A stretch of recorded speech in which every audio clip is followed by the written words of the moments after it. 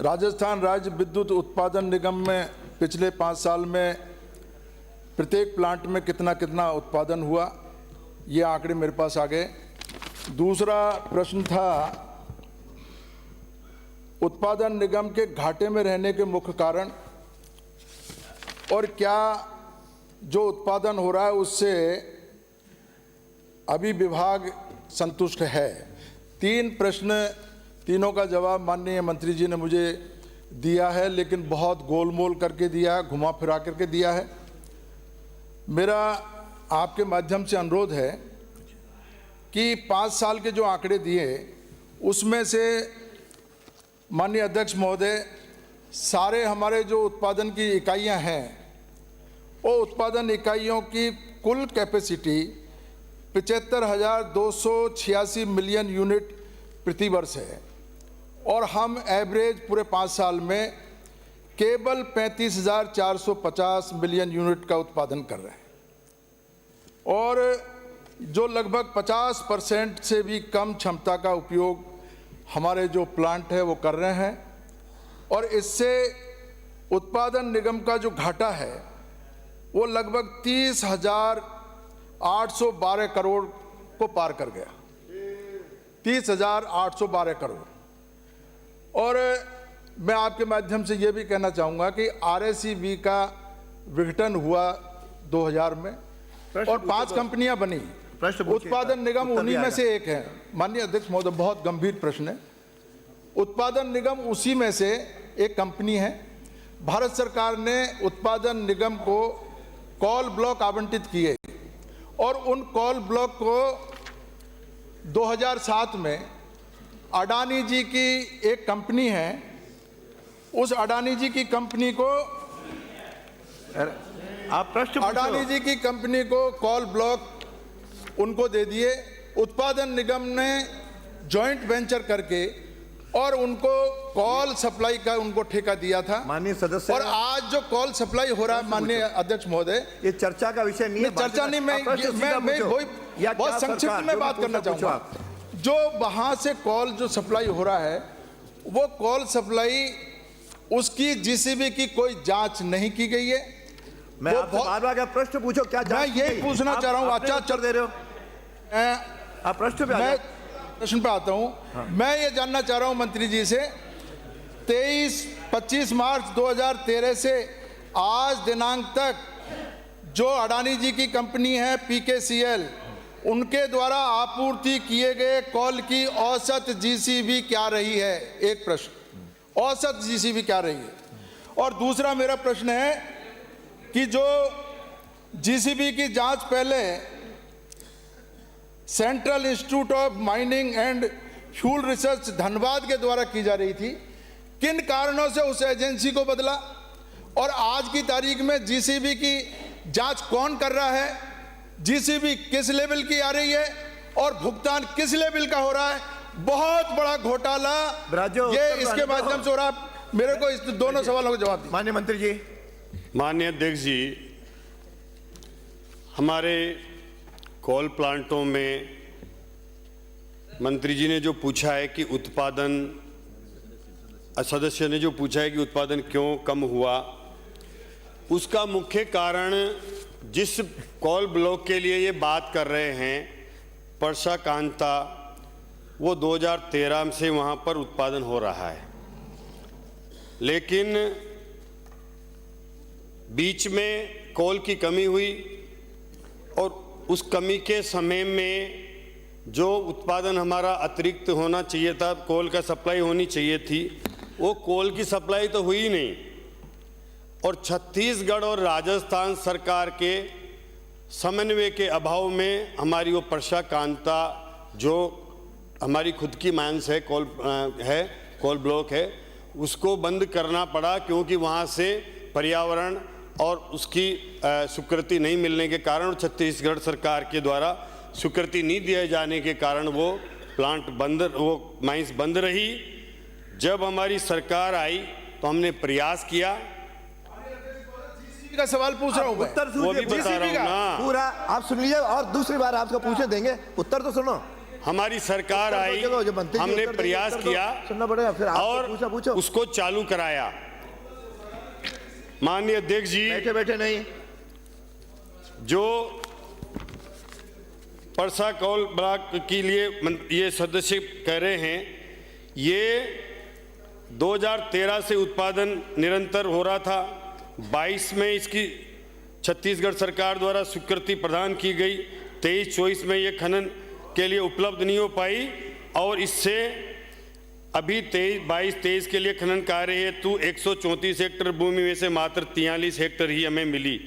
फिर हमने प्रयास किया तो उसके बाद 36 हेक्टेयर और मिली।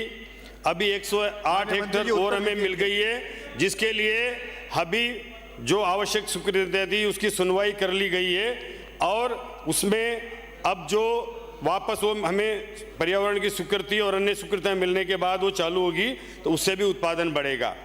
मैं आपको समझाऊं, घाटे का कारण रहा है हमारी माइंस बंद हो गई, जिससे हमें अतिरिक्त लिंकेज के माध्यम से कोल इंडिया से कोल लेना पड़ा। वो कोल हमें 40% अधिक दामों पर मिलता है।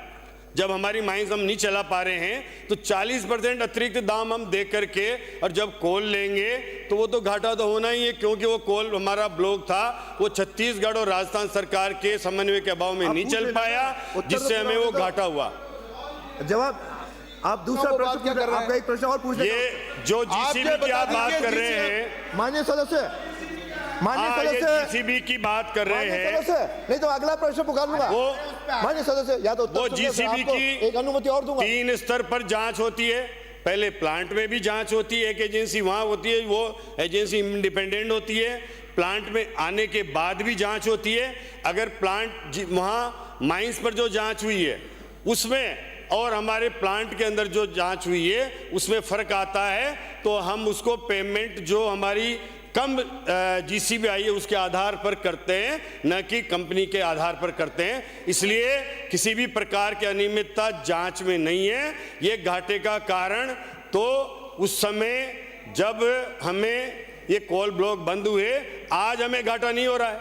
आप जिस टाइम की बात कर रहे हो ना घाटे की, वो आपकी सरकार के समय की बात है।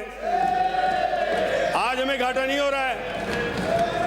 ये आपके समय की बात है और ये घोटाले इनके समय हुए हैं। आपको अनुमति दूंगा ना, ये इनके समय जांचों में घोटाले हुए हैं साहब, जिस वजह से घाटा हुआ है। उत्तर तो आने दो। अरे साहब, आपके समय के घोटालों की वजह से हुआ है, वही पूछ रहे हो आप। पूरा पर्चा मैं टाइम दे दो। पहले भी आपने समय मांगा था बिजली पर, एक दिन तय कर देना, पूरा चिट्ठा खोल दूंगा आपका। बिना अनुमति के कोई बोले अंकित नहीं हो। करा लो एक दिन जांच, फिर आप चर्चा करा लेना आप। अरे हो गया आपका, पूरा सुना देंगे आपको। हाँ, अरे आप बैठिए। हाँ माननीय सदस्य।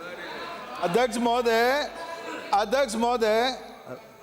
मैं ये इतना सा ये जिसका प्रश्न है उसको अनुमति दे दी। बैठिए बैठिए, मैंने अनुमति दी है तीसरे की भी। मैं ये पूछ रहा हूँ, माननीय मंत्री जी कह रहे हैं 2007 में तो हमारी सरकार नहीं थी। 2007 में माननीय वसुंधरा जी की सरकार थी। उन्होंने कॉल ब्लॉक जो दिए वो अडानी जी को दिए और अडानी जी वहां पर कोयला सप्लाई कर रहे हैं। नाम नहीं ले, और जीसीबी जो सदन का सदस्य नहीं हो नाम नहीं ले। कॉल कंपनी वो तो उसमें है सर, रिकॉर्ड पे है, रिकॉर्ड पे है।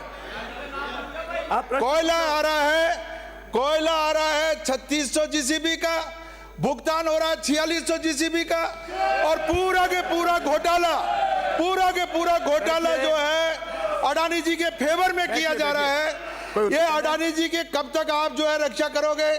माननीय मंत्री जी, आप ये रक्षा कब तक करोगे? मैं आपसे अनुरोध करना चाहता हूँ अध्यक्ष प्रश्न पूछ रहे हो, भाषण नहीं, ये भाषण के अलग से अपन आएंगे।